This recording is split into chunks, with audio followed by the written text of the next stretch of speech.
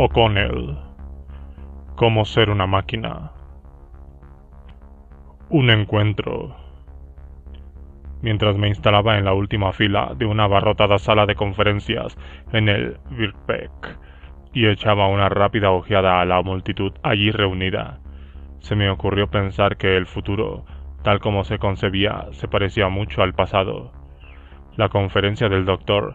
Anders Sandberg había sido organizada por un grupo llamado Futuristas de Londres, una especie de tertulia transhumanista que se reunía de manera regular desde 2009 a fin de discutir temas de interés para los aspirantes a posthumanos: la prolongación radical de la vida, la transferencia mental, el incremento de la capacidad mental por medios farmacológicos y tecnológicos, la inteligencia artificial, la potenciación del cuerpo humano mediante prótesis y modificación genética.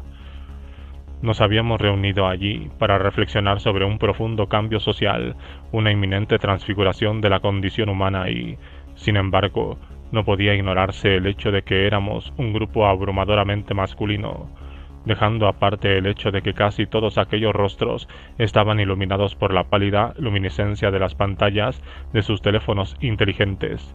Aquella reunión podía haber tenido lugar perfectamente en casi cualquier momento de los 2 últimos siglos. Un grupo compuesto principalmente de hombres dispuestos en asientos escalonados en una sala de Bloomsbury, en el centro de Londres, congregados para oír hablar a otro hombre sobre el futuro. Un caballero de mediana edad, con pobladas cejas pelirrojas, se acercó al atril y tomó el mando de la sala. Era David Wood, presidente de los Futuristas de Londres, destacado transhumanista y empresario tecnológico. Wood había sido uno de los fundadores de Symbian, el primer sistema operativo para teléfonos inteligentes comercializado de forma masiva, y su empresa Vision había sido una de las pioneras en el mercado de los ordenadores de bolsillo. Con un meticuloso acento escocés, habló de cómo los próximos 10 años presenciarían más cambios fundamentales y profundos en la experiencia humana que en ningún decenio anterior de la historia. Habló de la modificación tecnológica de los cerebros, del perfeccionamiento y la potenciación de la propia cognición. ¿Podemos deshacernos?, preguntó, de algunos de los sesgos y errores de razonamiento que todos hemos heredado de nuestra biología, de esos instintos que tan útiles nos fueron cuando deambulábamos por la sabana africana, pero que ahora no nos favorecen demasiado. La pregunta parecía resumir la cosmovisión transhumanista, su concepción de nuestra mente y nuestro cuerpo como tecnologías obsoletas, formatos anticuados que necesitan una remodelación completa. Luego Wood presentó a Anders, que para entonces se había convertido en un futurista de renombre, además de miembro investigador del Instituto para el Futuro de la Humanidad de Oxford, una organización fundada en 2005 gracias a una donación del empresario tecnológico James Martin, donde una serie de filósofos y otros académicos se encargaban de conjurar y reflexionar sobre diversos escenarios posibles para el futuro de la especie humana. Anders todavía seguía siendo reconocible como el joven de aspecto sacerdotal, cuyo extraño y solitario rito había tenido ocasión de ver en el video de YouTube. Pero ahora tenía unos 40 y pocos años y un aspecto más rollizo y contundente, que se asemejaba más o menos al característico aspecto desaliñado de los eruditos profesionales. Traje arrugado y cierto aire de abstracta sociabilidad. Habló durante casi 2 horas sobre el tema de la inteligencia, sobre cómo ésta podía aumentarse tanto en el individuo como en el conjunto de la especie. Habló de diversos métodos de potenciación cognitiva, existentes y futuros, educación, fármacos inteligentes, selección genética, tecnologías de implantes cerebrales. Habló de cómo a medida que los humanos envejecen, pierden su capacidad de asimilar y retener información. Las tecnologías de prolongación de la vida, concedió, contribuirán en cierta medida a hacer frente a esa situación, pero también tendríamos que mejorar el funcionamiento de nuestro cerebro a lo largo de la vida. habló de los costes económicos y sociales que implicaba tener un rendimiento mental deficiente, de cómo el solo hecho de no recordar dónde ha dejado uno las llaves de casa, es decir, el tiempo y la energía invertidos en tratar de encontrarlas, generaba cada año un déficit de 250 millones de libras en el PIB de Reino Unido. Constantemente se produce un montón de pequeñas pérdidas de este tipo en la sociedad, añadió, por culpa de errores estúpidos, olvidos, etc. Aquello me pareció una manifestación extrema de positivismo. Anders hablaba de la inteligencia básicamente como una herramienta de resolución de problemas, una función de productividad y rendimiento, algo más cercano a la mensurable capacidad de procesamiento de un ordenador que a cualquier cualidad irreductiblemente humana. En un sentido general, yo me oponía frontalmente a esa concepción de la mente, pero en un ámbito más personal no pude por menos que reflexionar sobre el hecho de que yo mismo, por culpa de mi propio despiste, solo aquella misma mañana había malgastado ya unas 150 libras después de habérmelas arreglado de algún modo para reservar una habitación del hotel para la noche antes de mi llegada y, en consecuencia, haber tenido que pagar luego otra noche más. Siempre había sido algo despistado y olvidadizo, pero desde que era padre, y debido al menos en parte a fenómenos tan característicos de la paternidad temprana como el sueño interrumpido, la distracción general y el exceso de tiempo dedicado a ver películas de animación en YouTube, mi capacidad de procesamiento, mi capacidad de memorización, había empezado a disminuir de manera notable. Por ello, y pese a ser temperamentalmente renuente a la visión profundamente instrumentalista de la inteligencia humana que Anders presentaba en su conferencia, no pude evitar pensar que probablemente un poco de potenciación mental no me haría ningún daño. La idea clave de su conferencia era que las mejoras cognitivas biomédicas facilitarían una mejor adquisición y retención de la capacidad mental, de lo que él denominaba capital humano, posibilitando así un mejor razonamiento y un mejor funcionamiento en el mundo. Abordó asimismo los temas de justicia social que todo ello planteaba, cuestiones relativas a lo que él denominaba la distribución equitativa de cerebros, dado que quienes estuvieran en posición de permitirse su propia protección cerebral probablemente serían las mismas personas que ya ocupaban puestos de élite en la sociedad. Sin embargo, su tesis era que las personas menos inteligentes acabarían beneficiándose de las tecnologías de potenciación en mayor medida que las que ya tenían previamente una inteligencia superior, y que los efectos globales del incremento de la inteligencia general beneficiarían inevitablemente a todo el conjunto de la sociedad como en una especie de efecto derrame de la inteligencia. Todo aquello, el montaje, la situación, me resultaba completamente familiar y, a la vez, absolutamente extraño. Recientemente había abandonado el barco de la carrera académica, que en mi caso se iba a pique, por el barco, apenas menos precario, de la escritura independiente. Había dedicado varios años de mi vida, todavía no prolongada artificialmente, a obtener un doctorado en literatura inglesa, solo para confirmar mis sospechas de que un doctorado en literatura inglesa nunca me llevaría a la tierra prometida de un empleo real. Había pasado gran parte de la veintena y la treintena tratando de prestar atención a la gente que se colocaba frente a atriles y decía cosas. Sin embargo, el tipo de cosas que decía Anders Sandberg era muy distinto del tipo de cosas que yo estaba acostumbrado a oír de la gente que se colocaba frente a los atriles. Es cierto que, una vez más, me encontraba sentado al fondo de una sala de conferencias tratando de centrarme en el asunto que allí se trataba, una actividad en la que tenía una profunda e intrincada experiencia, pero de ningún modo me hallaba entre mi gente. Aquel no era mi mundo en absoluto. Cuando terminó la conferencia, a primera hora de la tarde, un nutrido grupo de variopintos futuristas emigraron a un pub de Bloomsbury, con las paredes revestidas de roble para tomar algo. Para cuando me senté en la mesa con mi pinta de cerveza amarga, Se había corrido la voz en el grupo de que estaba escribiendo un libro sobre transhumanismo y otros temas relacionados. «Así que está escribiendo un libro», exclamó Anders, aparentemente encantado con la idea.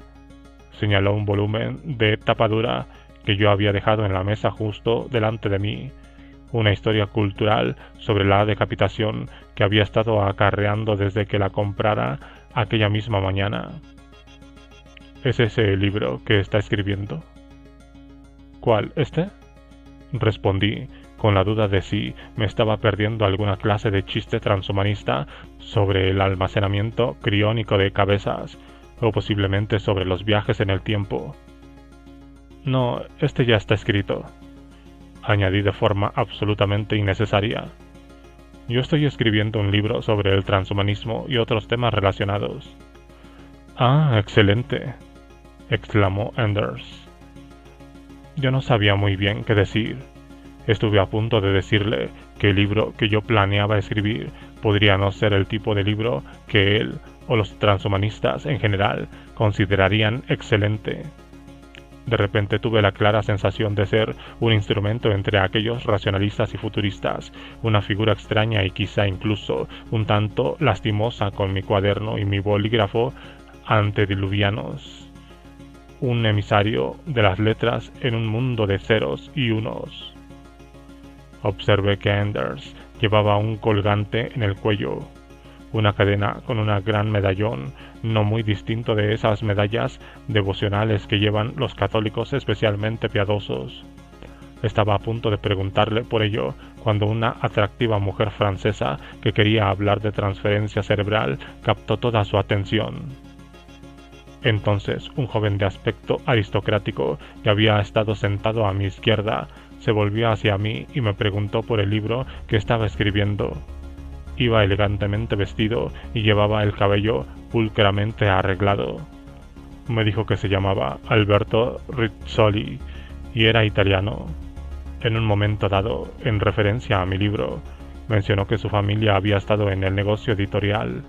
Solo después, aquella misma tarde, mientras echaba un vistazo a mis notas, se me ocurrió que seguramente Alberto era un vástago de la dinastía mediática de los Rizzoli, lo que probablemente lo convertiría en nieto de Angelo Rizzoli, productor de La Dolce Vita y 8 y medio de Fellini. Estaba estudiando en la Escuela de Negocios Cass en Londres, pero también trabajaba en la fase beta de una empresa tecnológica emergente que planeaba proporcionar materiales de impresión 3D para aulas de primaria. Tenía 21 años y se consideraba transhumanista desde que era adolescente. Desde luego no puedo imaginarme a los 30, me dijo, sin disfrutar de algún tipo de potenciación. En ese momento yo tenía 35 años.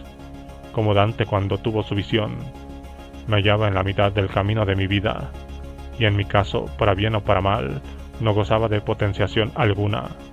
Por más que pudiera inquietarme el concepto de aumento cognitivo del que había hablado Anders en su conferencia, me intrigaba la idea de lo que esas tecnologías podían hacer por mí. Por ejemplo, podría haberme liberado de la carga de tener que tomar notas mientras hablaba con los transhumanistas, permitiéndome, en cambio, registrarlo todo en algún nanochip interno. Era poder recordarlo luego a la perfección, así como, pongamos por caso, proporcionarme la información extracontextual, digamos que en tiempo real, de que el abuelo del joven italiano con el que estaba hablando había producido un montón de películas de Fellini. Un hombre de cabello plateado, con una chaqueta deportiva y una camisa de aspecto caro, se sentó frente a nosotros dos, Alberto y yo. Se había situado débilmente junto a Anders y estaba aguardando a que se produjera una pausa en su conversación con la mujer francesa.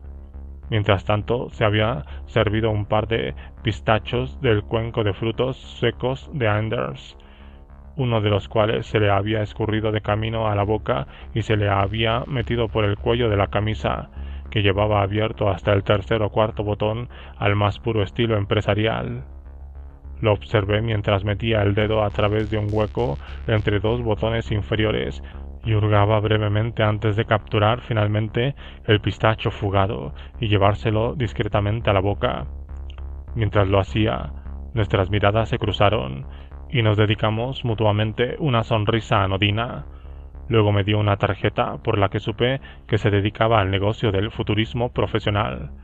Por un momento consideré la posibilidad de hacer una alegre broma acerca de cómo una tarjeta de visita, por atractiva que resultara esta en concreto, parecía un método extrañamente anticuado para que un futurista profesional anunciara su condición de tal, pero me lo pensé mejor y me limité a guardar la tarjeta en la sección de mi billetera que servía como lugar definitivo de reposo, ya algo abarrotado de tales obsoletos restos impresos. Había empezado trabajando en la investigación sobre la inteligencia artificial, me dijo, pero ahora se ganaba la vida como ponente principal en congresos empresariales, informando a empresas y líderes corporativos de las tendencias y tecnologías que iba a afectar a sus respectivos sectores. Hablaba como si estuviera haciendo un repaso rápido y algo distraído de una charla TED. Sus gestos físicos eran a la vez enfáticos y relajados, lo que dejaba entrever un resultado optimismo frente a un horizonte de enormes y terribles perturbaciones. Me habló de cambios y oportunidades que eran ya inminentes, de un futuro cercano en el que la inteligencia artificial revolucionaría el sector financiero y en el que muchos abogados y contables seguros pasarían a ser innecesarios en la medida en que su costo-trabajo resultaría superfluo gracias a la existencia de ordenadores cada vez más inteligentes. Me habló de un futuro en el que la propia ley estaría inscrita en los mecanismos mediante los que actuamos y vivimos, en el que los coches multarían automáticamente a sus conductores por superar los límites de velocidad, de un futuro en el que, de hecho, no habría necesidad de cosas tales como los conductores o siquiera los fabricantes de automóviles, dado que los vehículos pronto saldrían majestuosamente por sí solos de los escaparates de los concesionarios como barcos fantasmas, todavía con el calor residual de la impresión 3D de la que acababa de surgir según las especificaciones exactas del consumidor hacia cuya residencia o lugar de trabajo se encaminarían a continuación. Le dije que el único aspecto tranquilizador de mi oficio de escritor era que resultaba poco probable que a corto plazo me reemplazara una máquina. Puede que no ganara mucho dinero, admití, pero al menos no corría el peligro inmediato de verme directamente expulsado del mercado por un artilugio que hacía exactamente lo mismo que yo, pero de una forma más barata y eficiente. El hombre inclinó la cabeza de un lado a otro, frunciendo los labios como si reflexionara acerca de si debía permitirme o no aquel limitado consuelo. Claro, concedió. Entiendo que ciertos tipos de periodismo probablemente no se verán reemplazados por la inteligencia artificial. En particular, los artículos de opinión. Probablemente la gente siempre querrá leer opiniones generadas por humanos reales. Aunque los artículos de opinión, en especial los más apasionados y sensacionales, no se vieran amenazados de forma inmediata, según me dijo, había ya obras de teatro, películas y novelas escritas a la carta por programas informáticos. Era cierto que esas obras de teatro, películas y novelas no eran muy buenas, o eso había oído, pero también lo era que los ordenadores tendían a mejorar muy deprisa en cosas que inicialmente no hacían bien. Su argumento, supongo, era que yo y las personas como yo éramos tan prescindibles como todos los demás, y que el futuro nos jodería igual. Consideré la posibilidad de preguntarle si creía también que a la larga los ordenadores podrían llegar a reemplazar incluso a los ponentes principales en los congresos, si los líderes de opinión de la próxima década podrían caber en la palma de la mano, pero me di cuenta de que cualquier posible respuesta que me diera a esa pregunta se fundamentaría en cualquier caso en una arrogante reivindicación por su parte, de modo que en su lugar decidí incluir en mi libro una descripción de su búsqueda del pistacho en el interior de su costosa camisa, un acto de venganza tan mezquino como inútil, y el tipo de irrelevancia absurda que sin duda estaría por debajo de la dignidad y la disciplina profesional de una inteligencia artificial consagrada a la escritura automatizada. Anders y la atractiva mujer francesa de mi derecha estaban enfrascados en lo que a mí me parecía una impenetrable conversación técnica sobre el progreso de la investigación en materia de transferencia mental. Ahora la conversación había pasado a centrarse en Ray Kurzweil, el inventor, empresario y director de ingeniería de Google, que había popularizado el concepto de la denominada singularidad tecnológica, una profecía escatológica que sostiene que el advenimiento de la inteligencia artificial marcará el comienzo de una nueva versión humana, una fusión de personas y máquinas, y la erradicación definitiva de la muerte.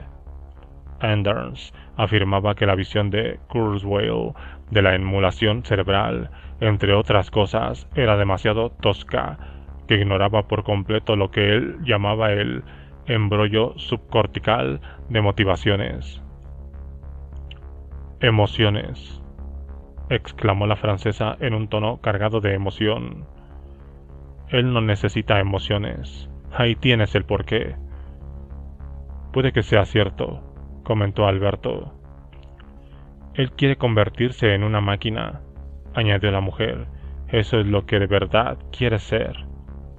Bueno, respondió Anders, hurgando pensativo en el cuenco lleno de cáscaras vacías, buscando en vano un pistacho entero. Yo también quiero convertirme en una máquina, pero quiero ser una máquina emocional. Cuando finalmente pude hablar largo y tendido con Anders, este me explicó con más detalle su deseo de convertirse en una máquina, esa aspiración literal a adquirir la condición de hardware. Como uno de los pensadores más destacados del movimiento transhumanista, se lo conocía sobre todo por su defensa y teorización de la idea de la transferencia mental, de lo que se conocía entre los iniciados como emulación cerebral completa. No era, me insistió, que él lo deseara de una forma inmediata, incluso si tal cosa pudiera ser posible en un futuro cercano, y subrayó que no estábamos cerca de ello ni por asomo. Tampoco sería deseable que de la noche a la mañana los humanos empezaran a transferirse en máquinas.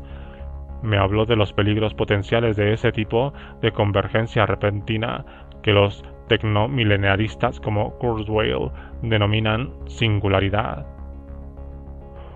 Un buen escenario, me dijo, sería que primero obtuviéramos fármacos inteligentes y tecnologías vestibles, y después tecnologías de prolongación de la vida, y luego, finalmente, nos transfiriéramos y colonizáramos el espacio y tal.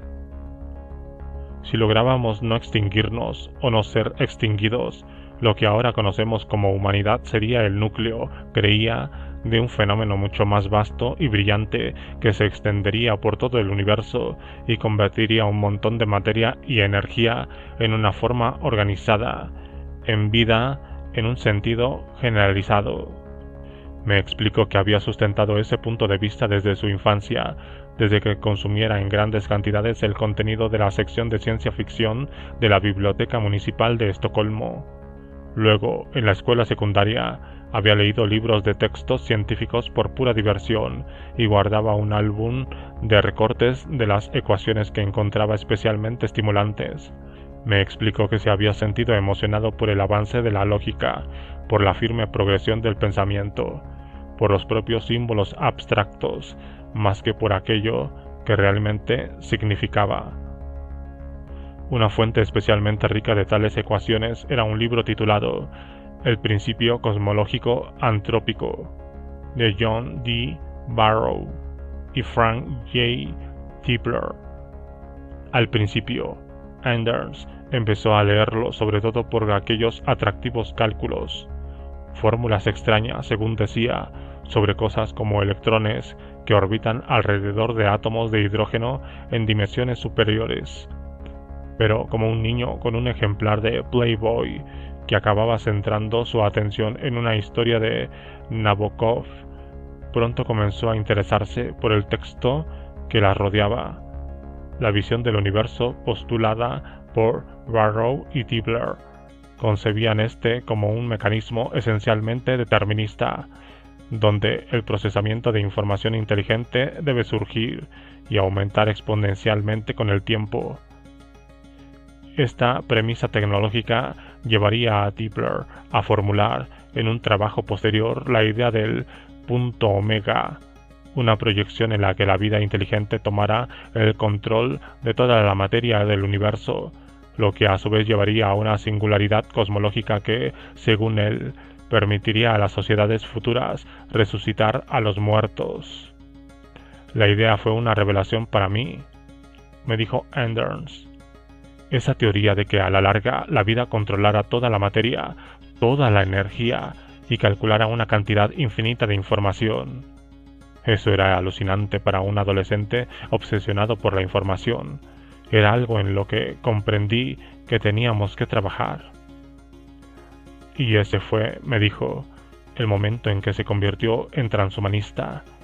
Si el objetivo era maximizar la cantidad de vida en el universo y por ende la cantidad de información que se procesaría, para él estaba claro que los humanos tenían que expandirse a los confines del espacio y vivir durante un tiempo extremadamente largo.